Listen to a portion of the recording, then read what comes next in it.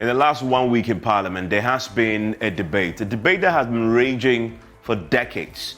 But now there is some action on the floor of Parliament where a member has introduced a bill that is seeking to scrap the death penalty. But not everybody agrees with him. And now, because the parliamentarians are beginning to engage it, it's becoming one that we need to pay attention to as well. I'm talking about the death penalty. It's a debate between scrapping it or retaining it. And we're going to get into the discussions that the MPs have been having and where we are with consideration of the particular bill and to have an impact on our judiciary, but also Parliament itself, but the justice delivery system as a whole. Let's get into some of the specifics as far as this particular proposal is concerned that Parliament itself has been considering over the last few days. The MP in question is Francis Xavier Sosu. Before he became a member of Parliament, he was a human rights activist, he's a lawyer, and he is determined to push the point, introducing this private member's bill on the death penalty. But also, he has made a fundamental case that these acts must be amended. And he's introduced the bills to that effect. On the 28th of June 2020, he brought this to the attention of Parliament, and it's now something that Parliament is considering. And he simply wants to abolish the death penalty. But we'll interrogate it a bit more, because as you will see also, he nonetheless wants to give room for the death penalty in cases of high treason and treason. The question to ask is, you're either abolishing it or you're not. Why are you making exceptions? He'll join us for a conversation here on PM Express. But there is more to this, because others have joined him in pushing Ghana to abolish the death penalty. Amnesty International has been campaigning globally for the abolishment of the death penalty since 1985, indeed. And so they are very happy with what Francis Xavier Sosu is attempting to do in Parliament, is taking some action. There's been a lot of talk, there's been a lot of debate. Nobody has actually managed to go beyond the talk and introduce something of substance that will get the MPs to start a conversation. But that's what he's doing. But Amnesty International makes the point. Their position is really, really simple, that it is a breach of fundamental human rights, particularly the right to life. Also, that as far as this matter is concerned, under the Universal Declaration of Human Rights, they also find that to be an affront to it, and it cannot be reversed when the alleged person is exonerated. So if you place somebody on the death row and he's eventually executed, and then later down the line, you discover that he was innocent after all, what do? The person is already dead. There are cases like that around the world, and those who support the abolishment of the death penalty always cite these cases where people have been executed only for the courts to later on posthumously declare them innocent of the crime for which they've been executed. And that is a fundamental reason why the Amnesty International and others are pushing this. But is Ghana really ready for this type of a sweeping abolishment of the death penalty in our particular circumstance? We'll get into that pretty shortly. But there's a point I need to raise. When you hear Amnesty International raising the point about, the existence of the death penalty is actually an affront to the right to life, our Constitution says something very completely different. Because under our laws and in the supreme law of the land in the Constitution, the right to life is not absolute. It has limitations. And that limitation is consistent with what you see in this particular clause in the Constitution in Article 13.1. You have the right to life, yes, but that right can be curtailed under the law. And the Constitution tells us the conditions under which this will happen.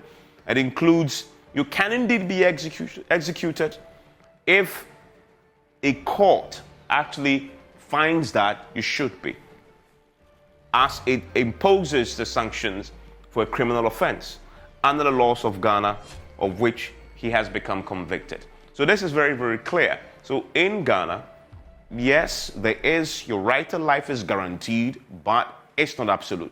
So the Constitution makes this absolutely and abundantly clear. And that's something that Amnesty International has been asked before, has put to them, but they insist that the fact that this exists doesn't take away the fact that fundamentally the right to life is sacrosanct, of course. But that's where we have other members of parliament who are also raising the counter-argument. One of them is Cletus Avoka. His counter-argument is simple, that the Constitution makes that provision, which is just read there. Scrapping the death penalty says we'll just embolden criminals to misbehave. The death sentence, indeed, in these matters, you can appeal against it. And if indeed the court hears the matter and there's merit in it, they will reverse before it goes to actual execution. So there are people who are opposed to it, like Cletus Avoka.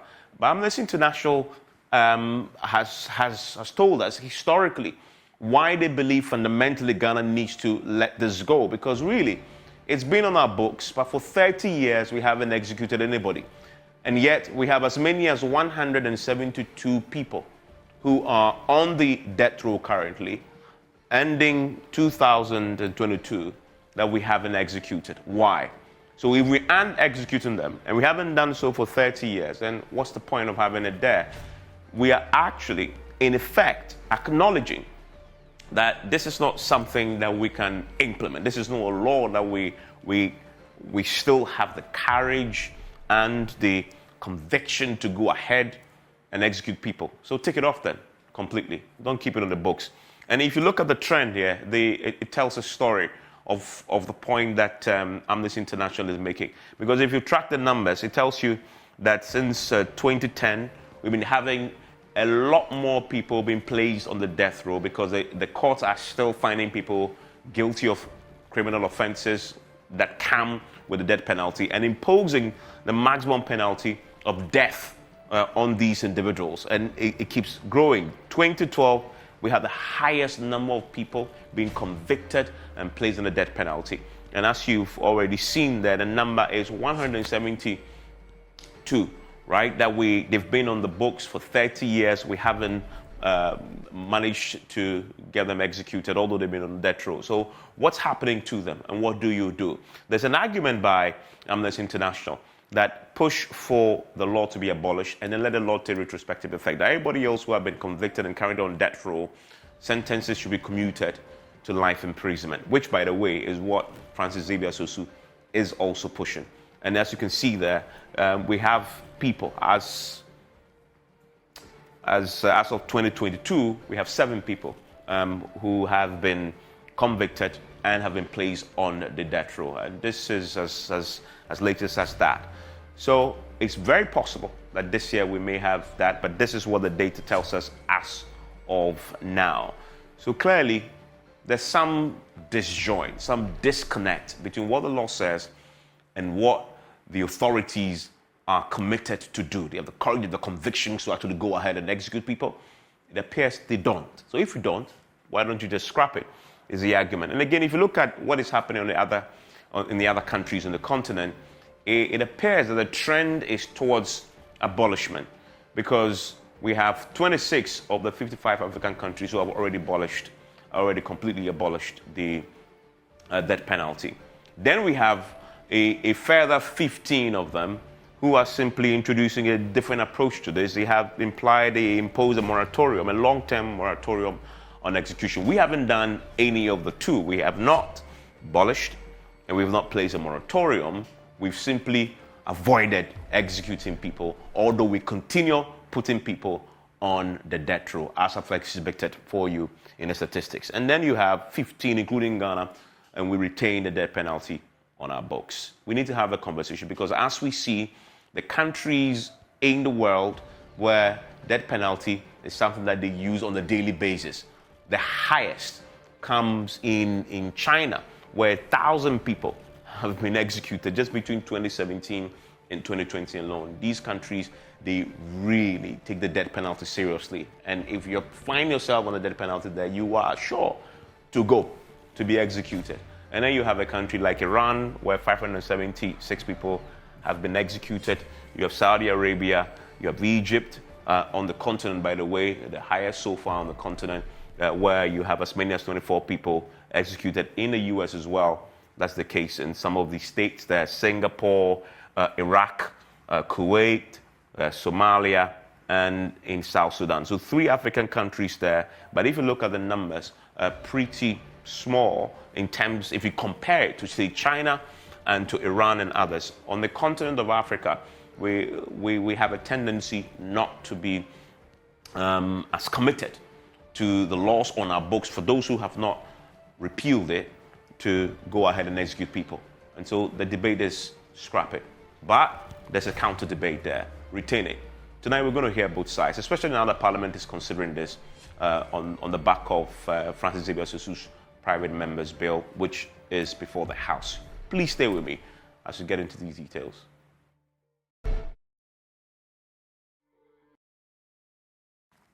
And thank you very much for staying with us here on PM Express. My guests have joined us for a conversation in the studio. I would introduce them to you pretty shortly, but remember that PM Express is always brought to you by Cherry Tree Properties. We develop spaces as though we were going to occupy them ourselves.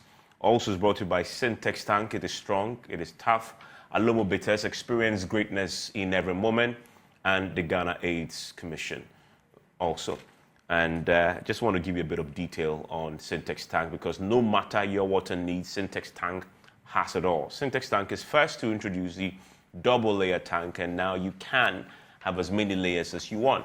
Syntex Tank is first to introduce white inner layer tanks in Ghana. We now introduce to you the customer specs order. We let you order any color and size of preference. Syntex Tanks gives you the longest warranty of 7 years, which no other tank gives you in Ghana. So whatever your water consumption, size of project or demand, you need to choose Syntex Tank. We have agents nationwide.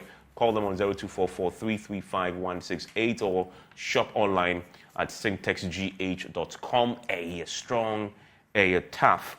And then let's talk about passion. Because at Cherry Tree Properties, we believe in building with passion, because desires are just wishes. Beauty is a promise of happiness, but passion is the real deal. Thinking about buying a new home, you talk to those who build with passion. Sloan Square is what I introduced to you. It's a new gated community development at Sakumono. It's developed by Cherry Tree Properties, a one-of-a-kind, well-planned luxury you've never experienced. Call them on 0553-662-366, 0553-662-366. Cherry Tree Properties, sophistication and class. In the studio with me is Francis Xavier Sosu. He is lawyer and MP for Medina constituency. Thank you very much. And Cletus Avoka, a good friend of mine, former Minister for the Interior and MP for Zebela. And I'll start with you, Francis, because you introduced this private members bill in Parliament. Let's start with the very latest on that. Was it last week that it came to the floor? That is correct. I mean, last week was the second time it came to the floor. It had already been read the first time and referred to the Constitutional Legal and Parliamentary Affairs Committee. So the committee, upon conclusion of its work, laid its report before the House. Usually before the report is laid, a motion is moved for the second reading. Then in seconding the motion, the report is laid for consideration of the House. So essentially what we did last week was to move the motion. So the debate is yet to conclude, and then the Speaker will put the question for the second reading of the bill. And then you're hoping that there'll be more people saying, agreeing with you to repeal the law. That is what I hope. I'm confident that is what would happen. Okay. Once Speaker comes and takes over and puts the question. Yes. Let me bring in Mr. Avoka. Mr. Avoka, thanks for joining us. Will you be one of those agreeing when the question is posed that the law that we've just detailed should be repealed? No, thank you, Evans. Good evening to your viewers and your good self and my very able colleague, Honorable Francis Sosu. I am against the abolition of the death penalty in the statute books of Ghana, and I hold that view very firmly with a lot of others in Parliament. And why is that? Well, the arguments are many. And the proponents of the bill that want to abolish the death penalty in the statute books have not been able to convince me and many Ghanaians that this is the best option for us at this time of our political, economic, and social dispensation in the country. What are the arguments in favor of the abolition of the death penalty in our statute books? They started by talking about human rights. You indicated earlier when you were introducing the topic that it's against human rights to take the life of somebody. Now, there are two sides of the coin. If it is against a human right to kill somebody, then what about you have taken somebody's life without a trial, without provocation, without justification? What about if you are caught and then you go through a process, a rigorous process, a laborious process, a long process, and then found guilty? After you have been found guilty, you even have the opportunity to appeal to a court of appeal, Supreme Court, etc. You have these opportunities. Yet you think that this is flawed. But somebody can just get up and then 2 a.m. or 1 a.m. get to somebody's house, forcefully break into the house, then wake him up rudely from bed, he and his family, and then traumatize them. In the process, he kills the breadwinner of the house and goes. He is arrested. Even he's caught red-handed. And still that he goes through a legal process. Now, when they talk about judicial uncertainty, I say that what is certain on this earth? What is certain? Nothing is certain. There are normally 1%, 2% extra plus or minus and the rest of them. If you compare murder trial to that of a civil trial, murder trial, as I indicated in the chamber, is composed of jurors of 7 people. And these are people who live in the same community like the accused person who is standing trial for the murder. They have the same lifestyle, beliefs, etc. with him. They are not technical people, so to speak. They are jury people. And then they empanel them, and the judge is only there to direct them on points of law. But as far as the facts are concerned, 7 people are going to determine the fate of this person who is standing trial. At the end of the day, the verdict of the jurymen or the jury persons must be unanimous. All 7 of them must agree to the guilt of the fellow before he's convicted of murder. If one of them says he doesn't understand or he doesn't agree, the fellow is a free man. Even if he is, in fact, and he must be represented by counsel. If he or his family cannot provide a lawyer for himself, the state compulsorily gets a lawyer for him to defend him, because they know, the state appreciate the fact that it's not easy to take somebody's life. He must be, the burden must be one that is proven beyond all reasonable doubt, without a shadow of doubt. These are the ingredients of a murder trial. So he has a lawyer to himself, then he has jurors to himself. Then the decision or the verdict of the jurors must be unanimous. Otherwise, he's acquitted and discharged. Then even if he loses the case in the High Court, then he has opportunity to appeal to the Court of Appeal. He has opportunity to appeal to the Supreme Court. This is the rigorous procedure that goes through murder trials, as compared to a civil case, where it is only one judge or magistrate who sits on the case, and at the end of the We've lost him there, but we'll try and reconnect. But he's making a very strong case, Francis, on the point that somebody takes somebody else's life without due process, and yet you say that even when the person is taken to due process, with all the details that he's laid out there, that ensures that he has a fair trial and he's convicted and sentenced to death, he should still be spared when he's taking somebody else's life. Well, once again, a very good evening to my cherished people in Medina, as well as my learned senior. And to quickly say that the advocacy here is not to free prisoners or to free offenders. The case is not that people who commit offenses that will carry death penalty should be freed. That's not what we are saying. We are saying that life sentence is punishment enough.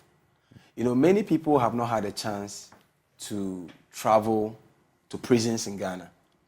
If you go to Nsawam prisons and you visit where people live in the prison and you visit the condemned cells where people who are convicted for these crimes are kept, you probably will think a bit differently. And now, I think let me make it very clear that the major argument I keep hearing is the fact that we say somebody killed and he doesn't have human, the one that is killed does not have human rights. That is, when you take the report of the Committee on Constitutional, Legal and Parliamentary Affairs Committee that was laid before Parliament on the 6th July 2023, no such argument was made. Indeed. By those who oppose? No. I mean, by the, I think he premised his argument on the fact that those who are supporting are saying that they cite human rights. And I'm saying that when you take this report, a really, really great job has been done with this report. And, so the proponents, you've not put forward the human rights argument. Human rights has not been canvassed, even though there are rights issues, but that is not what we are interested in right now. Look, but fundamentally, beyond legalities, yes, if you kill somebody, yes, you deserve to be killed too. Evans, if the court finds you guilty, no, you see, Evans, where is this from? You take somebody's life. Where is the origin of if you take somebody's life, your life must be taken? The penalty must fit the crime. You see, so you say freezing is hard. No. So that they see that. But the ultimate penalty is death. Freezing, the fact that you are alive alone is just good enough, right? Well, you see, Evans. No matter how horrible the freezing circumstance and conditions are, you are alive. Somebody had no chance. No, Evans. This is the truth. The reality today is that if you were convicted of any of the crimes that carry death penalty, you are confounded to prison and you are not killed. That is a reality. So it should be the case. You see, and that approach leaves two loose ends. One, the victim of the crime and the family members of the family members of the victim never would have closure. Because that's not exactly true. Well, it is, because if you say somebody should be killed by hanging and the person is kept in prison and not hanged, how do I, if I were in court and I was a family of a victim who has passed away or any other crime that was charged, and the court says that you are hereby sentenced to death by hanging, and you're not hanged. And you are not hanged. So shouldn't you rather be complaining for the authorities to enforce the law? I'll come there, you see, and you are not hanged. Not 1 year, not 2 years, not 3 years, 10 years. You are still in prison. I don't have closure.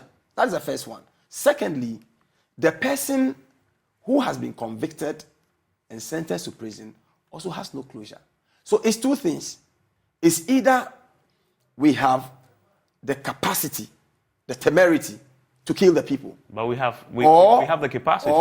We just don't want to do it. Or if we don't want to do it, then we don't need the law. That is what it means. No, but the flip side is that maybe, just like you spend a lot of energy to get a bill to repeal it, we should spend a lot of energy to get the authorities to simply execute the people when they've been found guilty. So that is impossible. You know why? Because Ghana is not an island, right? We are signatories to several international statutes, including the recent voting by the president at the UN in favor of the moratorium to end the use of death penalty. So it's not going to happen that we are going to kill. Now, secondly, Evans, you see, the argument is not only about merely keeping people because they've gone through the rigorous process and have been found guilty. There are many times that judges get it wrong. Jury may get it wrong. Investigation may go wrong.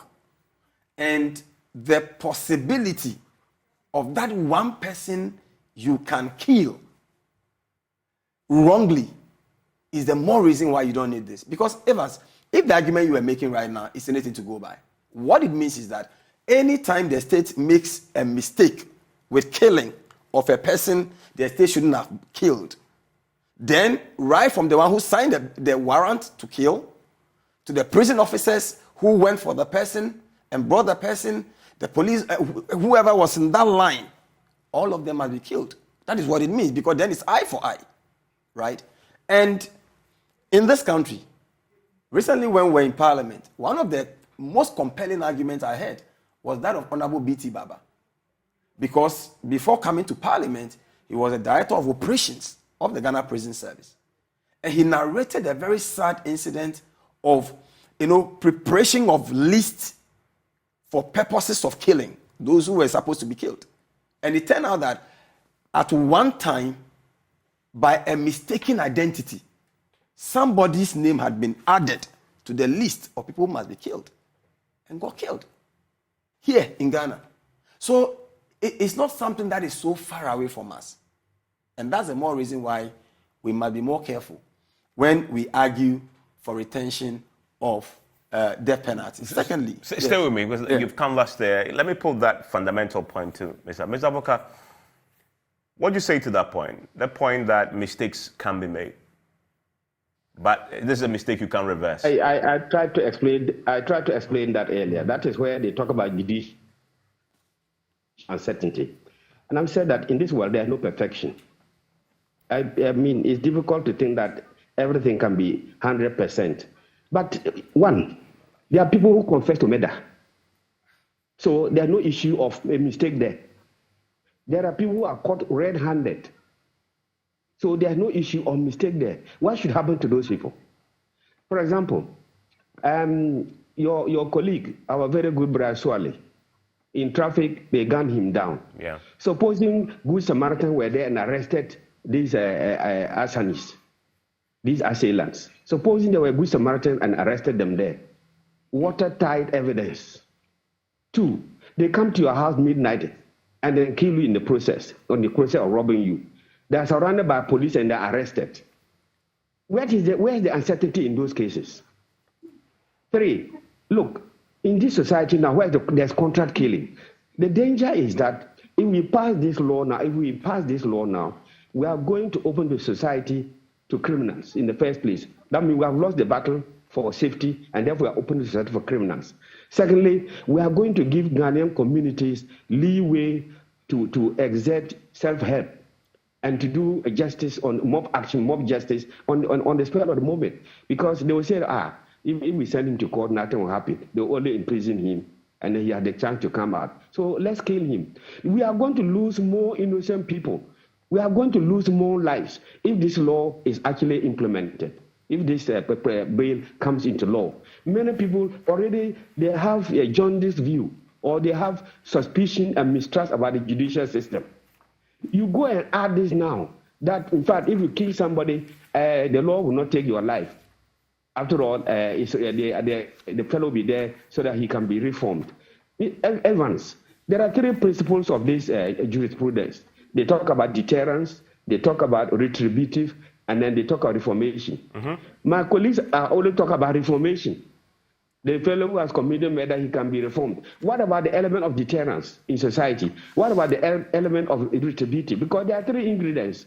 One, you are talking. What about the two that are against you? Deterrence is against you. And the courts even say that when they want to punish somebody because to serve as a deterrent to others, his good record becomes immaterial. His previous good record becomes immaterial if they are going to punish you to serve as a deterrent to people in the society, because that type of crime is commonplace. We are in an era where contract killing is common. We are in an era where armed robbery is common. We are in an era where, like the police that have killed these 2 days, one in Jamestown and one at Ablekuma, How do you countenance this type of conduct? But Mr. Avoka, currently in 30 years, we haven't executed anybody on death row. We have 172 cases. Evans, I agree with you, yes. So, I mean, we haven't killed anybody for the past 30 years. Why rock the boat? But the effect of that why is... rock the boat? The effect of why that is that... Why don't we maintain the status quo? But the effect of that is that law is actually a paper tiger. It's actually not something we are willing to implement. So why don't you just take it off? That we are not willing to implement. Let it be there. It will serve the purpose one day. Let me give you this example. In 1973, I was in the law faculty. 1973. You recall, you would have been young or thereabout. But there was this guy, this prominent lawyer in Sudan called lawyer Dr. I.L. Ohenejan. Ohenejan is alleged to have murdered his house help or so.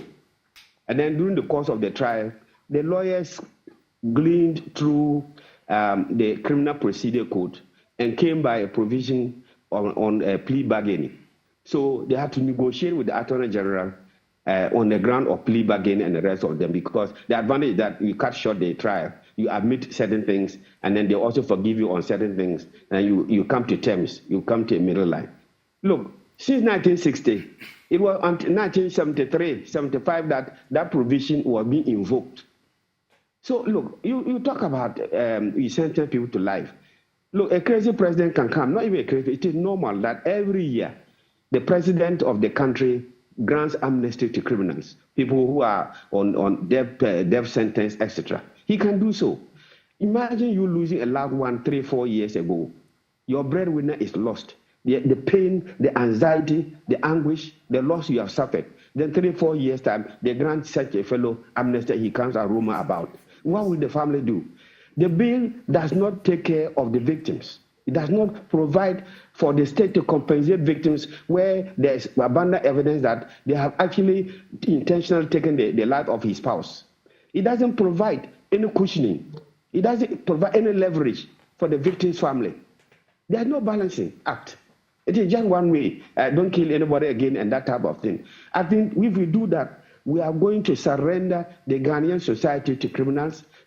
We are going to make sure what is going to happen is that many Ghanaians haven't lost faith in the judicial system. This will now worsen the situation, and everybody will now undertake what we call mob justice. Let me arrest somebody and they kill him. Let me put that question of deterrence to him. Where is the deterrence now to murder? If you take this off. No. Now, first of all, Evans, let me put this in the right context. I think that, with all due respect to my learned senior, much of what he's canvassed on this show is appealing to, one, emotion and being very emotive about it. Secondly, very, very speculative. You see, we don't make laws based on speculations, and we don't make laws based on just emotions. Laws must be made based on research and available information. Look, we are in West Africa. Togo has abolished the penalty. So? No, I'm coming. I mean, Togo has abolished the penalty. Cote d'Ivoire abolished the penalty. Burkina Faso has abolished the penalty. Did you ever hear that there's any research that shows that once they abolished the penalty, the country was handed over to criminals? But yes, not only that. But go to Burkina Faso. Not only that. I'll come back to Burkina Faso. The crime rate in Burkina Faso is off the chain. I checked. I checked for fun. You see, I checked that. We are surrounded by countries that are struggling. Many will say, now we know why. No, with security. No, that is false. You see, that is false unless you have a research to back. No, I'm not talking about we read the stories, we know the statistics, we are surrounded by countries overridden by terrorists. Evans, listen. Who kill people for fun. And that is why our borders are inundated with people running away from Burkina Faso and other places into the country. There is no empirical basis to prove that it is just because these countries took away their penalty. There's no empirical basis to prove that.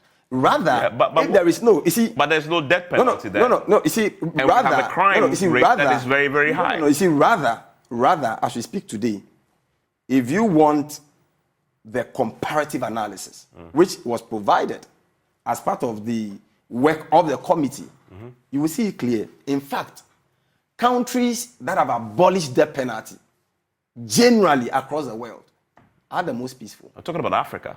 No, but let's see those countries. Let's see those countries. I'm not going. I won't give you those peaceful countries right now. I'm comparing rates within the United States of America. Yeah, because in the US, at the federal level, they still retain death penalty. But at the state levels, and that's why it's a good example, because at the state level, there are several states that have abolished death penalty. Others retain death penalty without using it. But for a consistent studies that have been done in the US from 2010 all the way to 2019, when they compared these two countries and look at rates of violent crime, consistent. Which two countries? No, rates of rates of states that retain death penalty and states that do not retain death penalty. Yeah, but that's the US. I don't think that we are comparing like for like.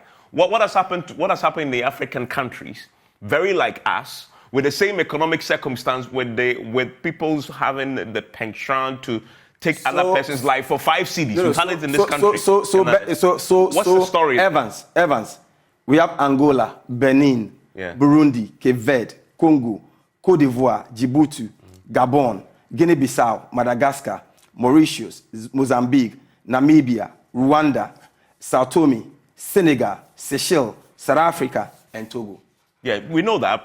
So my question is that. Can we make the same argument? What about the deterrence argument? You're saying that in the US example, you take off the death penalty, and that actually leads. We still have a low crime rate. The deterrence argument. Let me respond to that. Let me respond to the what deterrence is the situation argument. there? Let me respond to the deterrence argument.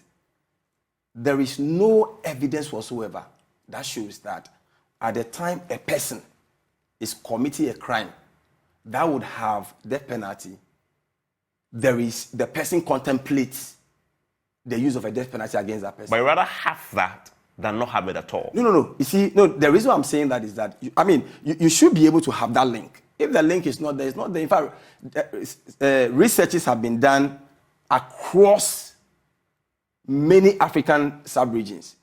And, I can't provide all the researches here, but I can provide them to you. That shows that there is no correlation between the existence of death penalty and crime generally. The factors that affect or what lead people to commission of crimes, it has nothing to do with whether or not you retain a death penalty on a study book. But surely you don't. Deterrence is an important part of law enforcement. No, but you see, why? It's why we have laws in the first place. Okay, it's to deter. you see, you know what? Do you know that smuggling in gold and diamond carry death penalty? Death penalty? Yes. I don't know. Yes. Which part of our law says if you smuggle gold, you yes. be killed for it? There are 5 main offenses that carry death penalty under the Criminal Offences Act. Murder is just one of them. Mm-hmm. Which are the others? Attempted murder is one. Piracy is one. Genocide is one. And then smuggling in gold and diamond. As I speak to you now, any attorney general, and if I were attorney general, and I really want to target somebody, I can frame a charge of smuggling in gold and diamond on account of all these galamsey issues that are happening. And people could be killed. But that hasn't happened. Well, that's hypothetical. It's never happened. You see, but much of what he's canvassing is hypothetical. You see, we forget that hypothesis can go either way. And let me use the platform to warn. And the reason I'm saying I'm warning is that, look, Evans, check the statistics in Ghana. Since independence, when you check the statistics in Ghana, since independence, Ghana has executed, until the 1992 Constitution, Ghana has executed 37 people. 37 people, including a head of state. Mm-hmm. And when you check the 37 people who were killed, it was mostly during military regimes. The point being? No. So, it was mostly during military regimes. I'm saying that in all civil regimes, the need for the use of a death penalty has never been invoked as much as it has been used during military regimes. And the point being? I'll come there. And the very last time there was execution in Ghana, which was the 17th July, 1993. And since that time, within this fourth republic, no government has ever been able to use the death penalty. What I'm saying is that the death penalty generally, for the countries you mentioned where they are used, they are mostly weaponized tools for political vindictiveness. That is what, in fact, you can check it. Recently, Myanmar in Asia, they kept those laws on their statute books. For 42 years, they never used the death penalty. But just last year, when there was a military takeover in Myanmar, you know what happened? The military takeover in Myanmar, 4 of the leaders were killed, including activists. Let me put that. Let me finish that last one. You see, and that one, you know why in Burkina Faso, when there was a coup, recently there were 2 coups in Burkina Faso. Mm-hmm. You know why they could not, activate death penalty provisions in 2022? Because in 2018, they had abolished the death penalty. Let me put that to Mr. Kletersbach. Mr. Kletersbach, he's right, is it not? Because if you look at the countries with the highest rates of executions since 2017, the list makes for a very interesting reading. Those are the countries that we know routinely victimize and target their political opponents and dissidents. China, Iran, Saudi Arabia, where Jamal Khashoggi was murdered. It's something that they do. Is he not right that if you look at the history of this country, for example, it is in our collective interest to get rid of this before we have the next tyrant? Evans, let's limit ourselves to our society. Let's limit ourselves to Ghana. Now, we are in the process of passing a law on LGBTQ+. Will China pass such a law? Will Iraq and then Iran and Egypt, will they go there and talk about those laws? They will not. So for goodness sake, let's limit ourselves to our society, to our country, and then deal with issues that will help us to develop politically, socially, economically, rather than this globetrotting. For example, you talk about Western countries and then the European countries, that they have abolished the death penalty extra. In those countries, armed robbery is virtually non-existent as compared to what we have in Ghana. In those countries, contract killing is virtually non-existent or comparatively lower than we have in this country. They have their society that are disciplined. Look, let me give you this example. Until about 10 years ago, road traffic accidents, if you drove a car and killed anybody, they charge you with careless driving and negligently causing harm, etc. With time, we amended, we changed the Road Traffic Act and added murder, that you can be charged with murder if you involve yourself in certain types of accidents. For example, there are students on the road, maybe organizing a demonstration or having a festival. You drive your tipper or articulated truck and come and kill 20, 30 of them. They check your vehicle and you don't have any mechanical fault, nothing. Then you just did it intentionally to cause mayhem. That is why we passed that law in Parliament in Ghana here, saying that there are certain road accidents, if you get involved in them and take human life, they'll charge you with murder. We passed that law.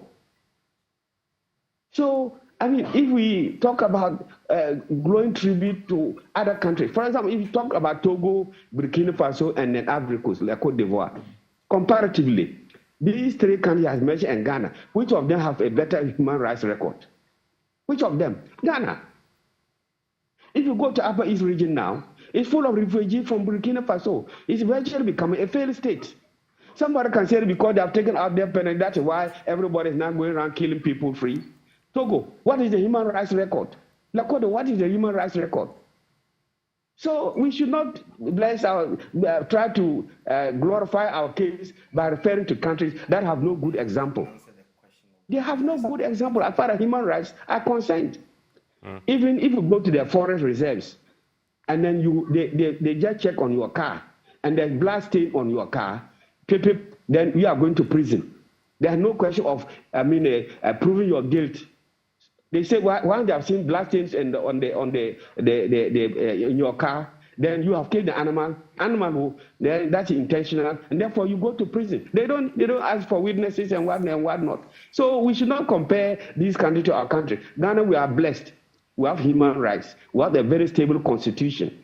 But we are saying that given the circumstance we find ourselves now, where contract killing is common, where intentional murder is common, look, let the law remain as it is. Yeah, Mr. Avoka, we can visit. Mr. Avoka, eventually Yes. this will come to a vote. Do you have enough members who are aligned with your view to kill this attempt to repeal the law? Last week, with my colleague there, my very good brother Susu will tell you. Last week, when the motion was was made on the floor of the House, those who wanted to retain the law, we are going to carry the day. Ask any MP who was in Parliament on that day. We are going to carry. He himself was afraid, but the Speaker tactically did not put the question. He just said because he looked at the tenor of debate. I carried the whole House. Virtually 80% of those MP who were there agreed with me on these issues. That yes, we are not right to abolish this law. Let the law remain there for the rainy day. Let me add. We in the case, it's very simple. That they would have won the case, But it appears he was saved. He was saved by the Speaker. He was saved by the Speaker. Ask anyone who was in the chamber that day. He was saved by the Speaker, and the Speaker was heckling me, and I had to draw the Speaker attention to the fact that he was descending into the arena of debate and no more acting as a Speaker. I challenged the Speaker, so he was afraid to put the question. Otherwise, we would have carried the day. And I'm saying that anybody who listens to our argument, what argument has he given? What compelling reason has he given? Nothing. Human rights, they have abandoned that argument. The uncertainty in the judicial system. Look, Evans, these countries that he mentioned, these Western countries, why are they manufacturing atomic bombs? What does an atomic bomb do? It kills without question. Why are they manufacturing weapons of mass destruction? These same countries, the Americas, the UKs, and the rest of them, why are they manufacturing these weapons? To kill human beings. Will those human beings be tried at all? If they value life so much, why manufacture atomic bomb? Why manufacture weapons of mass destruction? Let me put the parliamentary issues to him in the numbers. He mentioned, you gave me a lot of time. He talked about BT Baba, Honorable BT Baba, talking about somebody's name was added to the prisons list, and then they were going to execute and whatnot. Yeah, this is not what we are talking about, Evans. We are talking about people who have been arraigned before a court of competent jurisdiction. They are given all the opportunity plus a free legal aid to try them through a process, and then they have opportunity of appeal and the rest of them.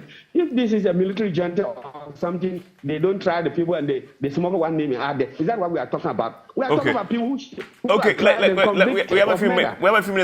Let me add. Let me just say this. I want to get a start before I wrap up. It's essential that I do that. Right. It's essential that I do that. I mean, from Francis, a quick clarification though. Yeah. You make an exception in your bill for treason and high treason, correct? That's correct. But why? I mean, either you want it abolished or you don't. No. Well, I think that, we must understand that the treason and high treason provisions in the Constitution are entrenched provisions. So that will take you a lot more effort to repeal. It will require a constitutional, amendment through referendum. That's number one. Number two, all the 176 people on death row today were all charged under the Act 29 with the Criminal Offences Act. And so, essentially working on these ones without running into the constitutional challenges is a safer route. So you mean a practical impossibility because of all the burdens that you second, you see, Evans, there are a number of researches which we cannot quote all here, but one of them by Amnesty International from the Insaan prison here showed that in 2006, 12 prisoners on death row were able to appeal their decisions, and half of them, 50%, were successful, and their convictions were overturned. What I'm saying is that if you go to Insaan prison today, all the 176 people on death row, the possibility that if all of them could have the capacity to go to court for an appeal, some of them will have their death sentences overturned is really high. But if you do the background of people, in prison today, and you just suppose this with sometimes the high cost of legal fees. For example, if you're on a felony trial, you need minimum 60,000 and maximum 120,000 before you can get a lawyer. If you are doing indictable trial, for the entire life of the trial? For the trial, yes. And if you are doing criminal appeals, and you are appealing this one, you may have to appeal to Court of Appeal. Your minimum you pay is 150,000, and your maximum is 240,000. If you are moving from Court of Appeal to Supreme Court, the scale of fees is at 150,000 to 300,000. If you do a background search, an economic analysis of those people, and the fact that a number of them do not have even the capacity to appeal their sentences, you will realize that the possibility that you may have people there who shouldn't have been there will be really high. Then, Evans, let me quickly say that this whole idea of us advocating for the review of these laws didn't start today. Yeah. And this is not necessarily Francis Xavier Sosu's ideas. Indeed, but you've taken action. No, you see, indeed, in 2010, the then president, Mills, set up the Constitutional Review Commission. And the commission did an extensive work. Today, I found some Hansas in Parliament, where it was Honorable Cletus Savoka, who was laying instruments on the Constitutional Review Commission. One of the recommendations by that Constitutional Review Commission was that we remove death penalty from our statute books. The then government under which he served under the same government. Yeah, but the government by a government white paper. You see, because in policy, there's a distinction there. No, but the point is that he served under a government. If the government took a position, but the government white paper. That's fine. It's okay to have personal views. But the point is that when we're talking about policy making, sometimes we give our personal views for the generality, what will be good for the entire society, and we have the government white paper accepting this position. Now the NDC government. I have 30 seconds. Yes, we could not implement this until we lost power, and then we had this new government. And through a private member's initiative, this bill has come. We've got judicial. Do you have the numbers? Do you have the numbers? He says you don't. He says you were saved by the speaker. Well, I mean, I'm not responding to that. The debate is not ended yet. Once it comes back, do you have the numbers? I believe that when the question is put today, you will get the numbers to pass the bill. Okay, we'll see. Thank you very much, Francis Xavier Sosu, for your time, and Cletus Savoka also. We'll see what happens when this comes for a final vote.